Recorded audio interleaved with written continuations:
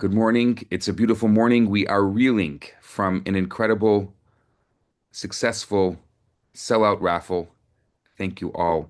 There's going to be a lot of opportunities for thank yous and for different uh, special celebrations as a result of this amazing fundraiser. But today, just after a few hours after the raffle is finished, I'm happy to make good on my first of many promises. So this group here, we had a little raffle, and Ilana won the raffle. And the raffle was to be able to decide the topic of our Thursday morning class. And what I'll say is that Ilana sent me some of the most profound and challenging questions that I've been asked. I also know that the questions that Ilana asked are questions that a lot of people grapple with. And many of you who spend time with me know that my style is to approach something head on and to try to give the best answer and discussion that I can give. My caveat before I start is number one is I don't know if I'll be able to finish today. I will try. So we may have to do a two-part series. Number two is I am going to approach this from a traditional Jewish perspective. I'll also talk about some other perspectives, but the main gist of our conversation today is going to be approaching Alana's question from a traditional perspective, which may be in conflict with some of the other ideas and perspectives. There are a number of best-selling books that have been on the New York Times bestsellers list for quite a while, that are going to be in conflict with some of the ideas. I'll talk about some of them. Let me just get into it. Here's the basis of the question. Ilana asked four questions. Who really wrote the Torah? What exactly do we mean when we say God? Are we talking about a person, a force, or a moral idea? And fourth, is God a metaphor or a reality? So we're going to talk first about the Torah, and then we're going to get into a conversation about God. To me, it's absolutely amazing because in the past 20 years, I remember 20 years ago, I used to have many conversations about God. But somewhere along the line, it just became taboo.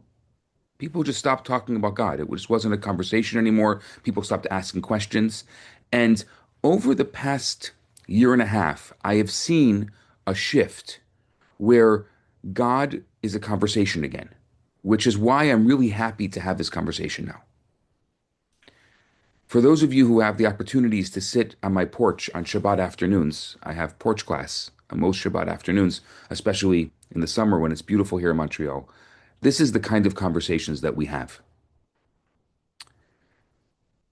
That said, trying to figure out the answer and a way to approach this sent me down a rabbit hole, and I tried to put together as much information as I could on the topic. I do have a source sheet. I wanted to send it out to you, but I'll send it out to you afterwards. So I do have a source sheet so you can get all of the sources that I'm going to use today on a sheet. I promise to answer honestly. We're going to talk Torah. We're going to talk Talmud. We're going to talk Rambam, Maimonides, Tanya. We're going to talk Harari, Einstein. I'm hoping that we can bring it all together and we can walk on this path together. So let's start with who wrote the Torah and what is the traditional belief versus the modern scholarship. So the traditional account is that the Torah is from Sinai. This is the Jewish belief. Now, I will give you a little asterisk here that belief, the nature of belief, is that we believe it first and then we understand later. We said to God at Sinai, the Torah says, Naseh v'nishma. We'll do and we'll ask questions later. So, in order to really get an appreciation for my answer to this question, we have to also remember that the answer begins with faith. According to our tradition, the five books of Moses, the Torah, are a result of a divine revelation. In simple terms, God dictated the Torah to Moses, and Moses wrote it down. Now, this process didn't happen all at once in a single sitting, but it unfolded over 40 years. The 40 years actually that we're talking about in these Torah portions, that's going to culminate in next week's Torah portion, or in 2 weeks from now, the Torah portion. So it unfolded over this 40 years when the Jewish people, when the Israelites were wandering in the desert. After the exodus from Egypt, after we left Egypt, they ended up going to the desert. It wasn't supposed to be 40 years, but because of the spies, they ended up wandering for 40 years before they got into the promised land.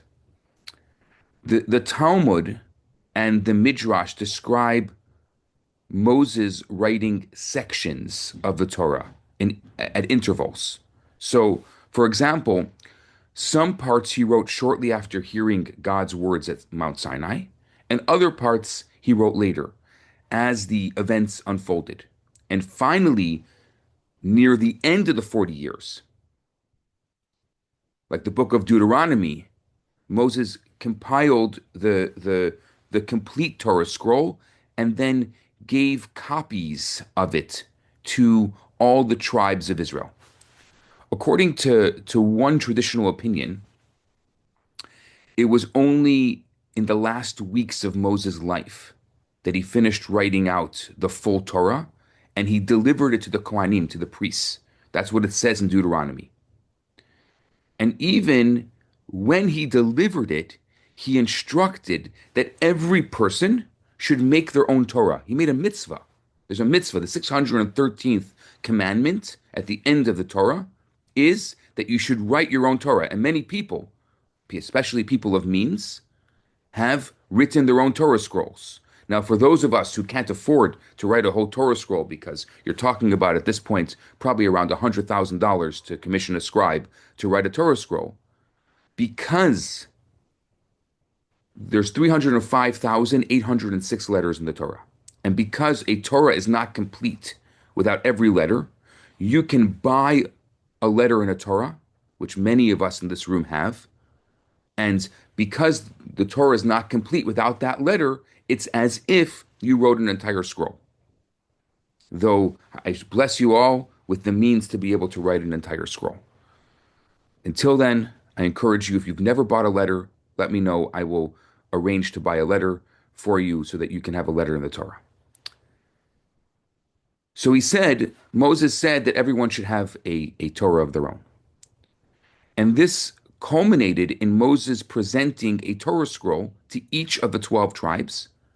And essentially, I would call this the first publication of the Torah. I think it's worth noting that even within the Torah's text, there are hints of this process. For example, the Torah says Moses wrote down this Torah. And it refers to the earlier books that Moses kept, like the Book of the Covenant, right, which was in Exodus. It was initially called the Book of the Covenant. Rashi, who's the super commentary, he explains that before the revelation at Sinai, Moses had already written down the story of Genesis until the beginning of the Exodus. So in other words, there were ancient records and traditions from the patriarchs, from Abraham, from Sarah, Isaac and Rebekah, from Yaakov and Leah and Rachel. There were these ancient traditions which Moses had and he incorporated. Then came this dramatic national revelation at Mount Sinai, where the entire people, all of the Jewish people, heard the Ten Commandments. And after that, Moses continued to receive and record the rest of the commandments throughout the desert sojourn. And by the end of his life, the Torah was complete. And so, from a traditional standpoint, Moses is indeed the writer, but God is the author. And Moses acted as a faithful scribe, or maybe I would call him the editor of God's words, writing some sections earlier, writing some sections later, all under divine instruction. As somebody once said to me, God can work with editors just as well as he can with authors. I used to own a publishing house. I always loved that term.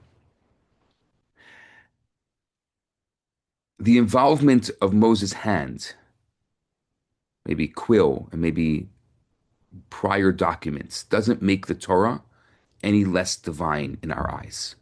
Again, I'm talking about from a traditional standpoint. That even though it's Moses that was the scribe, it doesn't make the actual Torah any less divine. This belief is foundational to traditional Judaism. It's what we call Torah mi Sinai, the Torah from Sinai, meaning the Torah from God. The Rebbe once said that this idea of Torah mi Sinai, that the Torah from Sinai, is central because it represents a mass revelation, that the entire people witnessed God's communication and it wasn't a hidden private vision. And in Jewish tradition, this is critical, it's crucial. Because if one or two people come and claim a revelation, then other people can doubt them. But here we have an entire people that experienced it together. And they told their kids, who told their kids, who told their kids. So for many generations, obviously we're talking about 3,000 years ago. At this point, we don't appreciate it, which is why we have the written word. But for many generations, people would tell their children the story that their parents told them, that their parents told them. The Passover Seder, for example, started the first year following leaving Egypt. And the idea was the parents sat down once a year. Obviously, they probably talked about it. Or maybe they didn't, right? Many Holocaust survivors, I don't want to use a comparison, but that's in our generation, many Holocaust survivors did not tell their kids the story. So I think the idea of the Seder was that the parents sit down with the kids and tell them the story that happened when they left Egypt, when they experienced Sinai.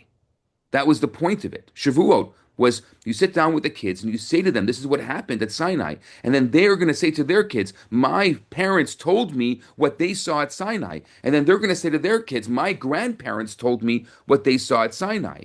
And then they're going to say to their kids, my great grandparents told me what they saw at Sinai. And so this was how this revelation that was experienced by all the people was passed down. Judaism stakes its authenticity on that national memory. This is, I would say, the critical thing I can tell you today. That Judaism stakes its authenticity on that national memory. Our sages actually say that all future prophets and sages, that everything in our tradition is validated by that one collective event at Sinai. It's as if God signed the contract with all of us all at once. Now, I know this is what you're waiting for. Enter modern scholarship. Historians, Bible academics, especially, I would say, over the last 2 centuries, have developed theories. One of those theories is an example is documentary hypothesis. And these theories challenge the single author Sinai account. I would say the most famous is the New York Times best-selling author Yuval Noah Harari. Is the one that many people in this room would know, he takes this academic view. And so I'm going to, as best as I can, honestly outline what Harari and similar scholars say about the Torah's origin. And I'm going to talk about it as well from a traditional standpoint as well. In Harari's analysis, the Torah and I guess the Bible in general was not written down in one fell swoop by Moses. What he says is that it was multiple authors over centuries.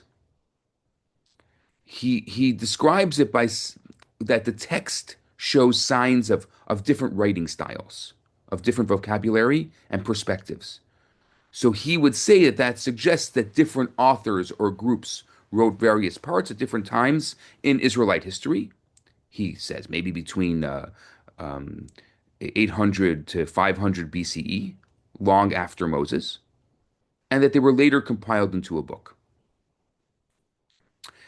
He also says that political and social agendas, that the Torah's laws, the stories he claims, often match the needs of whoever held power when those sections were written. For example, certain laws in Deuteronomy insist that all worship must be centralized. It says that in a place that God will choose, hinting at Jerusalem. So Harari and others as well see this as reflecting a political agenda to centralize worship in Jerusalem. Like during the time of King Josiah, he made religious reforms. So rather than a mandate actually given in Moses' time, he was able to use this to kind of create his religious reforms. And there was narratives like God promising kingship to the house of David. So he says this could be seen as written or edited later to legitimize the Davidic dynasty in Jerusalem. So according to this opinion, the Torah in this view isn't this neutral history or pure theology, but rather it's a product of its time, full of updates that supported whoever was in charge during the time that it was updated. The next conversation that the scholars have is whether the Torah is literal history or foundational myth. So Harari says that while the Torah contains some historical elements, it reads more like a theological or moral epic than a factual chronicle. There are grand stories of creation, of floods, of miracles, and these carry moral and spiritual messages. Harari, who wrote in his book Sapiens, calls religion a kind of shared fiction or a mythology. He would say that the Torah was meant to unite people under common ideals and not to document history like a modern textbook. And the last thing that I wanted to talk about that these scholars speak of is religion as a human construct. So, zooming out, Harari sees all religions, Judaism included, as human inventions. Albeit he does say incredibly influential ones. In his words, religion is an early form of information technology or social technology, a genius system that encoded shared laws and narratives so that large groups of humans could cooperate effectively. In Sapiens, he marvels that millions of strangers can coexist and trust each other because they share belief in the same stories and in the same laws. And it's true to a certain extent. The biblical Torah, from this angle, was a brilliant, as he says, ancient project to create a national identity and a moral order. But the key point is to Harari, the Torah's origin is human, not supernatural.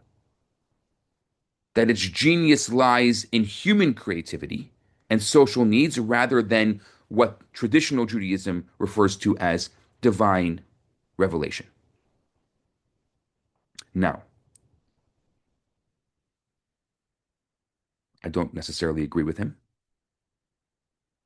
I'm not here to beat Harari in a debate.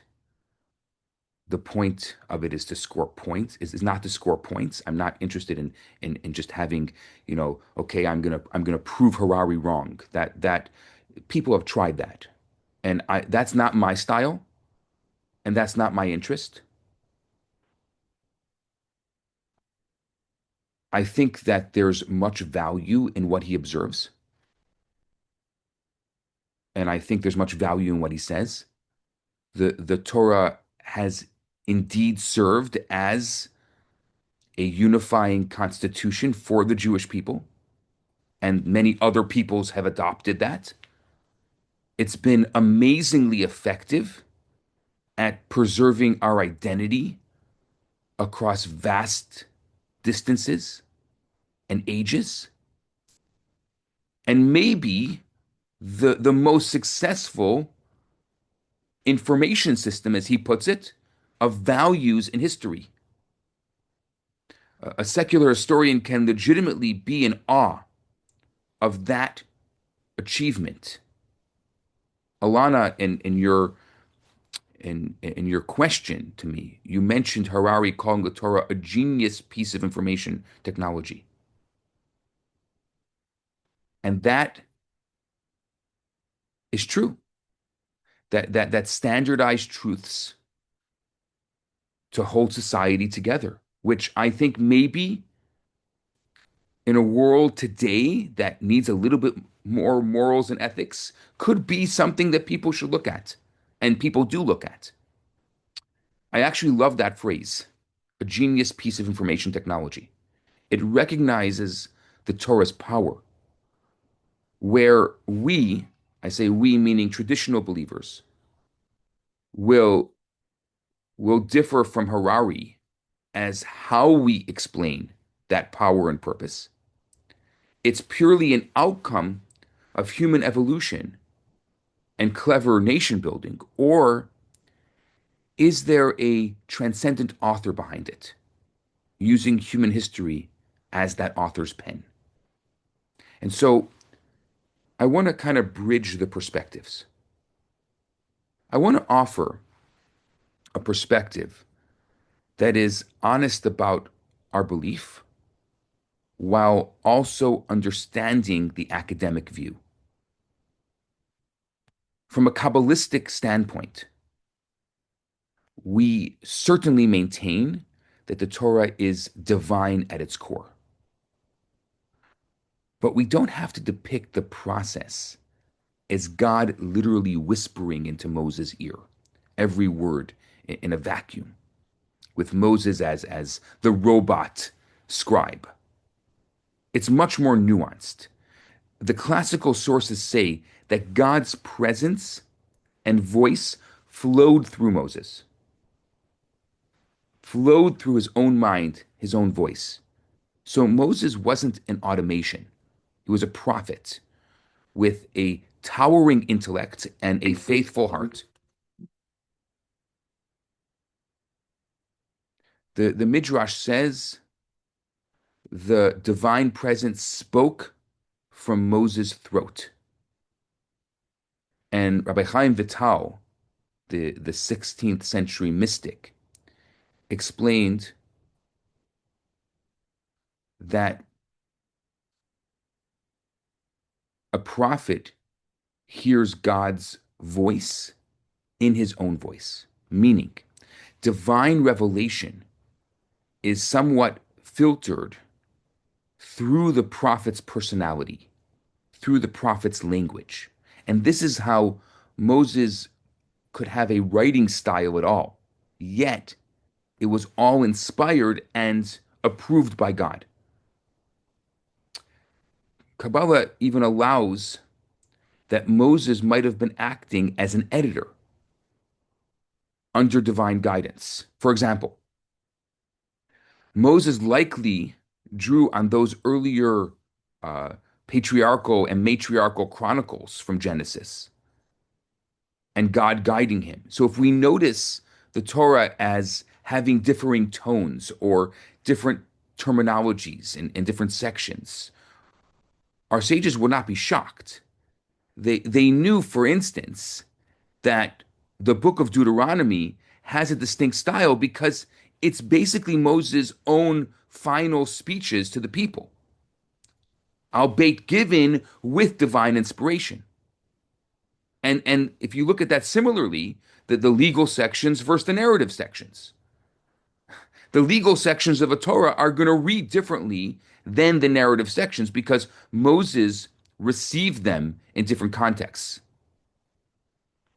Sinai revelations versus wilderness events, and maybe compiled some reports like the census lists.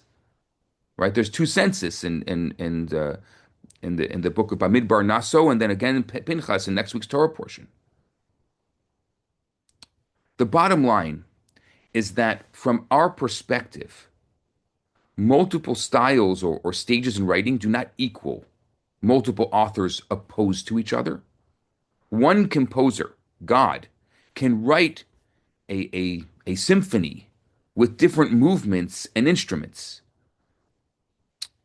We see unity where secular scholars see fragmentation. I'm going to explain this with an analogy. Imagine an architect who designs uh, a grand building and a crew of builders construct it over time. A historian examining the building might point out that the different construction styles or the different materials that were used in different wings and conclude that this wing was built later by a different planner and the design maybe evolved. But insiders might say, no, it was one architect's plan from the start. The apparent differences are because he deliberately used different techniques and different sections, and the project took time. So I think in a similar way, a believer sees one architect behind the Torah, even if parts of it feel different. And those differences have reasons, some of which our commentaries discuss at length, but they don't shake the underlying unity. I know what you're thinking. So, why do so many intelligent scholars disagree? Is it bias? I think it often comes down to starting assumptions. A lot of scholarship is that way.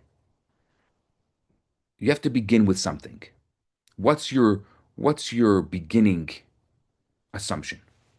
So modern academia generally operates from a secular axiom. That axiom doesn't allow supernatural revelation as an explanation. It's just they're not even going to go there. They start with the premise that the Torah must have come about by natural socio-political process. And then they interpret all evidence in that light because that's their initial assumption.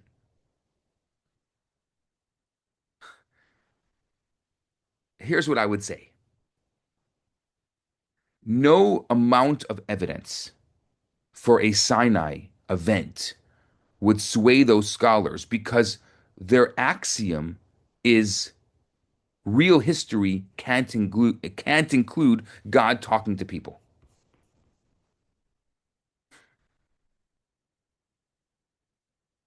We're not talking about logic here. We're talking about axioms.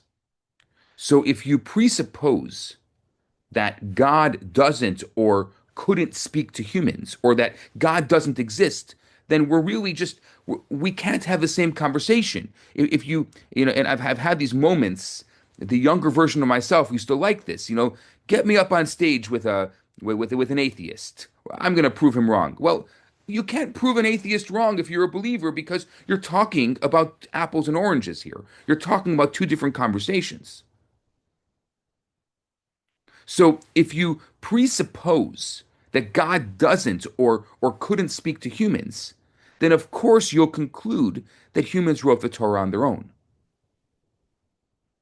The basis of this goes back to the 17th century philosopher Spinoza. Spinoza, who was one of the first to critically argue that Moses didn't write the whole Torah. He believed in a non-personal God. I would call it nature. He called it non-personal God. It was convenient for him to say that. And his non-personal God, he said, doesn't communicate or care about human affairs. Starting from that belief, Spinoza naturally concluded that all those Torah verses saying, and God spoke to Moses, must have been written later by human editors. Now, on the contrary, if you allow that axiom that a caring God exists and can communicate, then a revealed Torah is not illogical at all. Now, I don't want you to think that I'm dismissing critical scholarship. I'm not asking us here to turn off our brain. I think quite the opposite. Judaism is about questions. I've spoken about this so many times. Judaism is about intellectual engagement. It's about critical thinking. I would say people who have challenges about yeshiva, about rabbinical scholarship, the greatest thing that I learned in yeshiva was critical thought. My education allows me to be able to take a look at Harari, which I don't fully agree with. I agree with some. Definitely Spinoza, who I don't agree with. But to look at it and have this conversation and be able to not just bring you, I could very easily just bring you Torah sources and forget about the scholarship. So I'm not saying that you should turn off your brain. What I'm saying is that everyone, skeptics and believers, are going to bring a certain assumption to the table. And how you start is how it's going to continue. If you start any of these conversations, especially the Torah conversation, the God conversation, with that assumption, then that assumption is not going to allow for other ways of thinking. So the only way to do it, perhaps, is a bit Talmudic, where you have to look at it from all perspectives.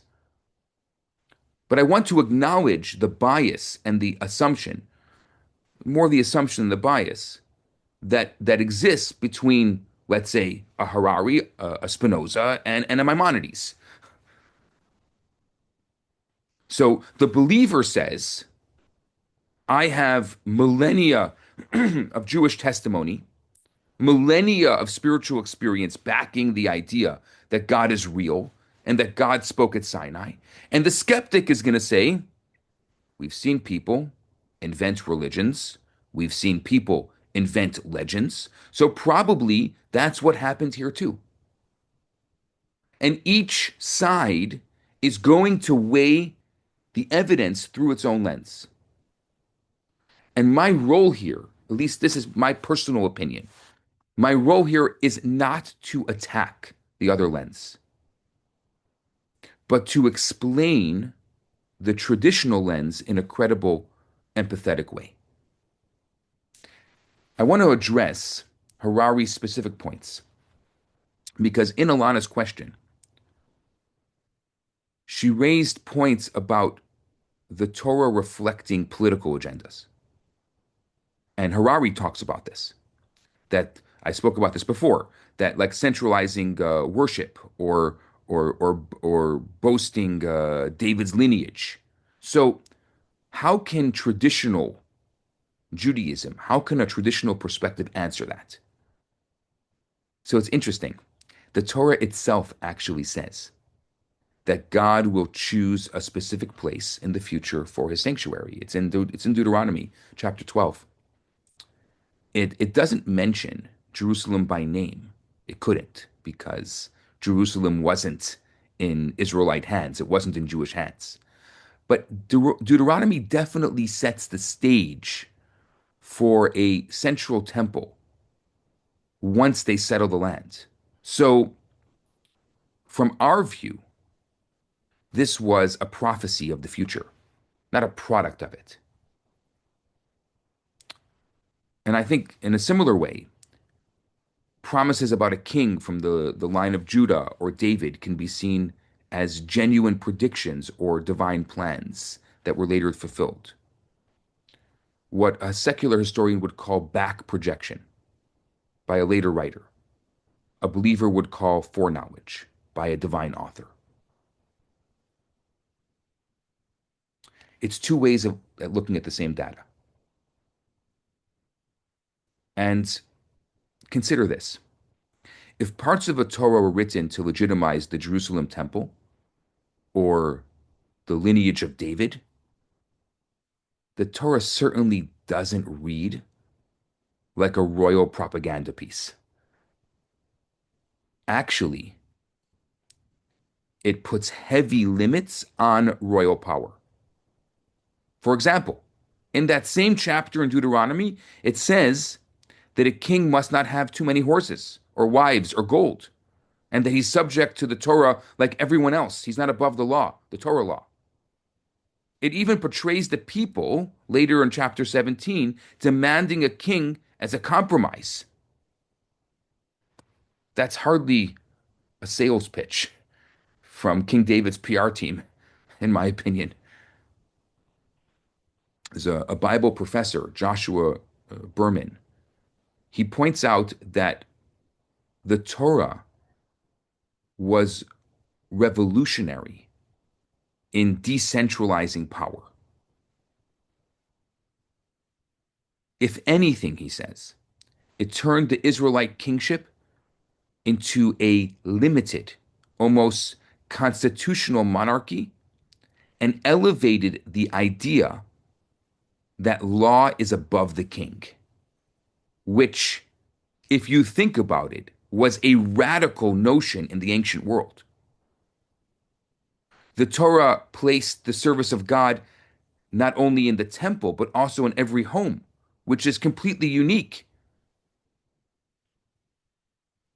That most of the mitzvahs are done outside of the synagogue, outside of the temple. And that concept of decentralizing mitzvahs, of decentralizing Judaism, made prophets and priests a challenge to kings. So if it were just the king's propaganda, why would you want it outside of the castle? That would be very odd. I'll give you another example. Throughout the ancient Near East, kings claimed to be gods, or many of them claimed to be appointed by gods to rule unconditionally. But the Torah has the prophet Samuel chastising King Saul and later anoint the shepherd boy King David. For those of you who spent time with me when I did my House of David class, showing the Torah, I believe in that episode, shows that even kings are chosen and critiqued by higher law. The agenda of the Torah, seen in its laws, seen in its narratives, consistently favors justice, consistently favors equality, and morality over any one political's group's political gain. It even says that the Hebrews, the Israelites, angered God many times. It's not a good idea. It should talk about walking on water.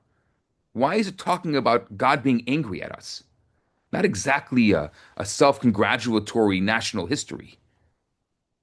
And if the priests or the kings were editing the Torah to serve themselves, I would say maybe take out the golden calf incident, which makes the priestly class Aaron look pretty bad. Or maybe going into the book of Kings when King David himself makes all those mistakes. Maybe take that out. It's not good for the monarchy who wants to hear about, you know, King Charles and all the mistakes he made. Using a modern example. Just saying. And the Torah and the subsequent prophetic books are surprisingly candid and quite self-critical.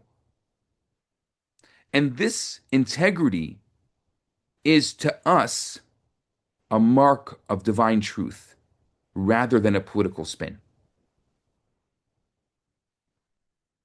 Now, none of this, I know what you're thinking, none of this proves the Torah's divine origin in a laboratory sense. But I think it does suggest that the Torah isn't easily explained as just a power play manual, as some of the scholars want to say. That the Torah's the values often transcend the norms of the era in ways that benefited the weak more than the strong, that benefited the people more than the kings, more than the monarchy. For instance, it mandated rest on the seventh day for everyone, for servants and for masters. It talks about a fundamental equality of all humans.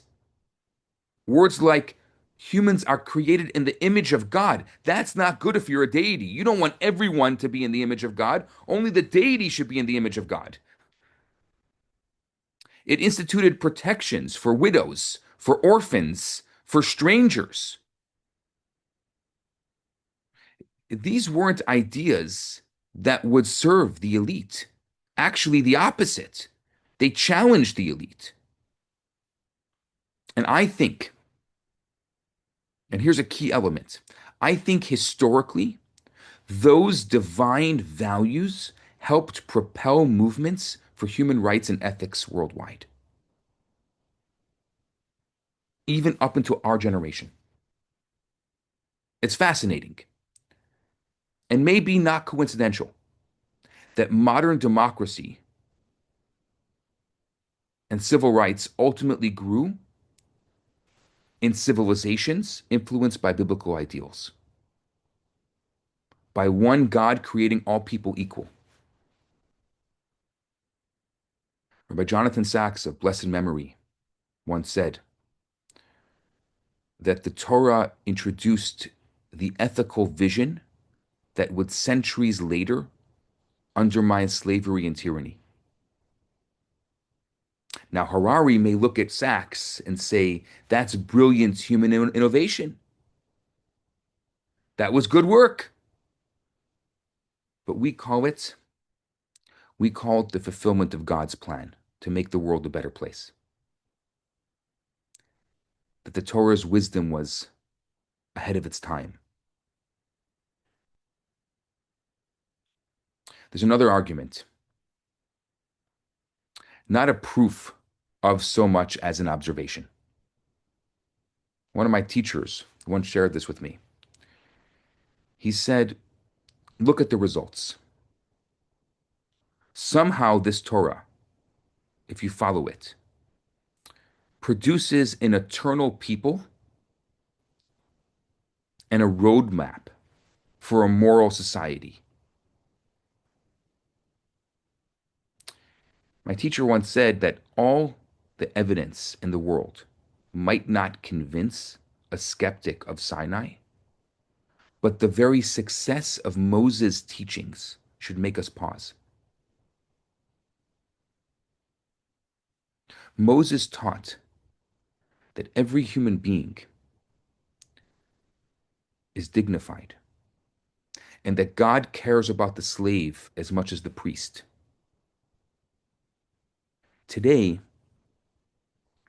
we take human rights for granted. But Professor Berman, I was reading an article that he wrote. He said that in the ancient context, it was a bombshell, that those ideas worked. They gradually changed the world. Empires rose and fell, philosophies came and went, but the Torah's core ideals have endured and spread.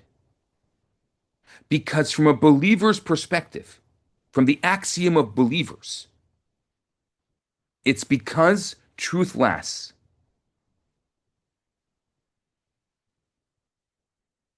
We say this in the prayers, for length of days and years of life and peace will Torah add to you. It works. Society today is simply not sustainable without the values that Moses taught, without a belief in a God who cares. We're left with no solid basis for rights or morality. It's just dog eat dog. I know it's strong words, but think about the 20th century, the tumultuous 20th century, regimes that explicitly rejected any higher moral law. Nazi, Stalin. These regimes created horrors almost unfathomable. Meanwhile, movements that appealed to a higher law, civil rights movement, singing church songs, for example, they achieved justice. I always think about through the eyes of Martin Luther King, if he would imagine that 50 years after he marched, there'd be a black president. It's a beautiful story. And it's our story. It's a modern story. It's a story that we've lived through. It's not his story or her story. It's our story of our time. It seems that the Torah idea of a caring higher power has been a force for good well beyond the boundaries of any one religion. So, from our angle, from the traditional angle, the Torah's impact and coherence are not just an accident of history. They are signs of a guiding author behind the scenes.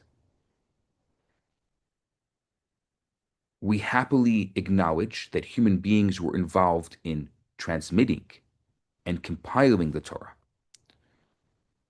Moses, first and foremost, and later the scribes who preserved it with painstakingly accuracy, letter by letter.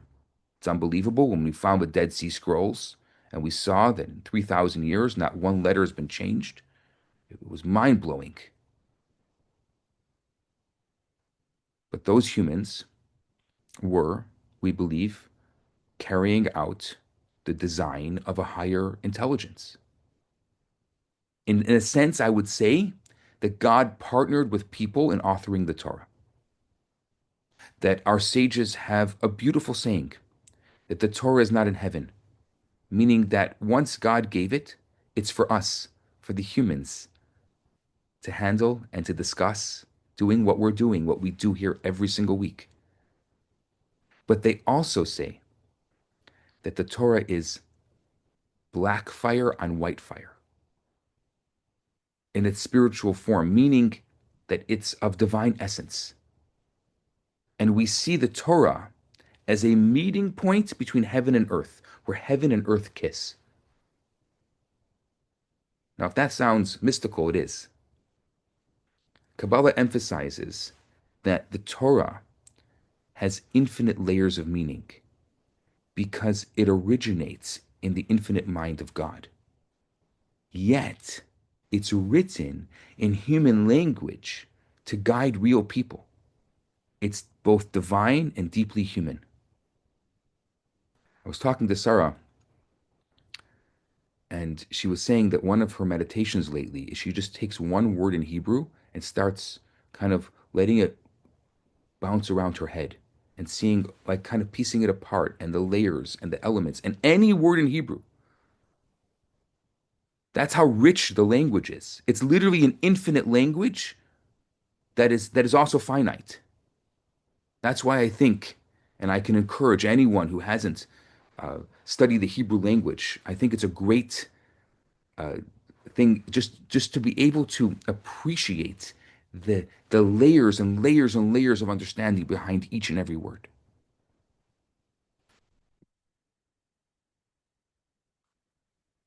So, Ilana, I want to close this section of my response.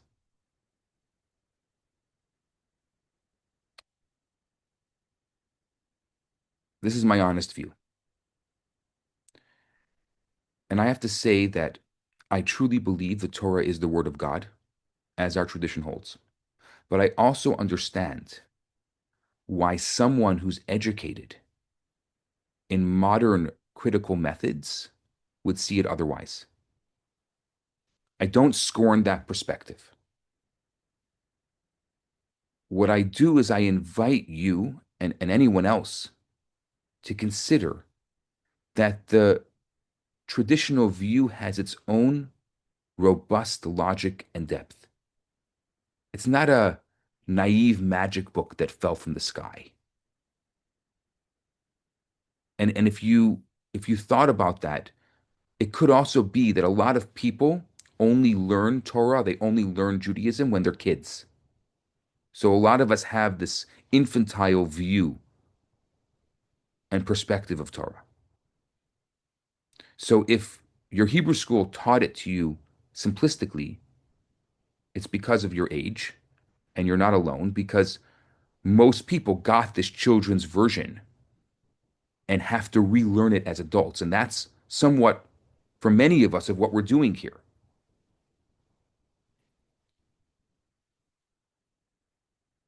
What we believe is a profound claim about encounter, that our people encountered God and ethics in an unprecedented way.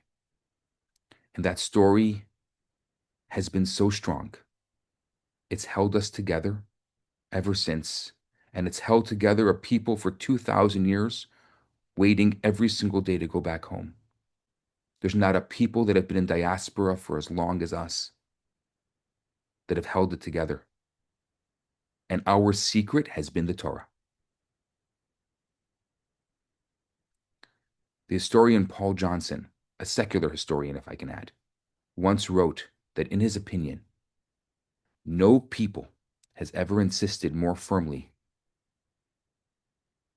than the Jews that ideas matter and that the truth of ideas matter. No people, he says, has ever insisted more firmly than the Jews that ideas matter and that the truth of ideas matter. So for the Jews to cling tenaciously to the idea that God spoke at Sinai through every generation, even when it was difficult, even when it was dangerous to do so, what it tells me is there's something real and there's something precious there. Our ancestors, our parents and grandparents, they found it compelling enough to live and die by it.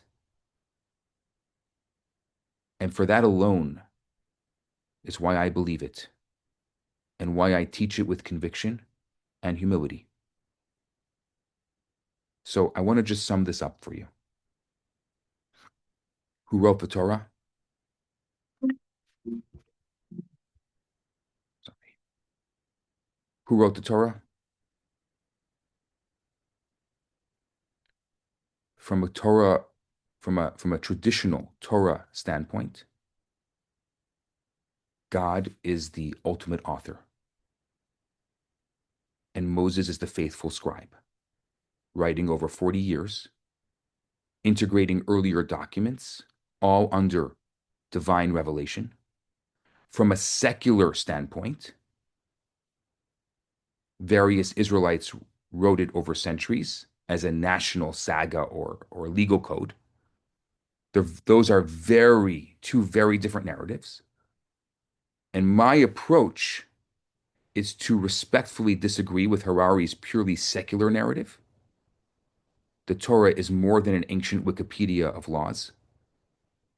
It's a living document with a soul that has guided us, that has given meaning to countless lives, and perhaps the best proof of its divine spark is that it continues to speak to us and challenge us in every era. That still, 3,000 years later, look at us here. We're thousands of miles from the origin of the Torah, and we're still debating it, and we're still challenging it.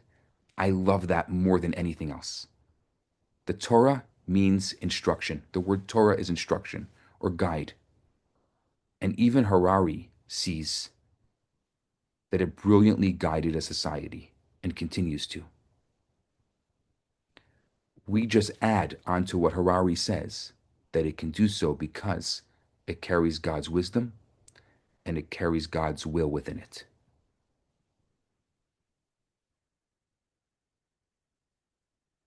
And next week, I'm going to approach the second part of this, the God question. I hope this was satisfactory for you. I hope this provided a direct, honest view and answer to your question. And I bless you with the ability to be able to continue to share and to ask. And that I love this room so much because of our ability to bring different approaches, different ideas, to think critically. And instead of trying to score points and debating each other, we try to find the unity and the joy within it all. That's my blessing today. And I wish you all a beautiful Shabbat. And thank you very much.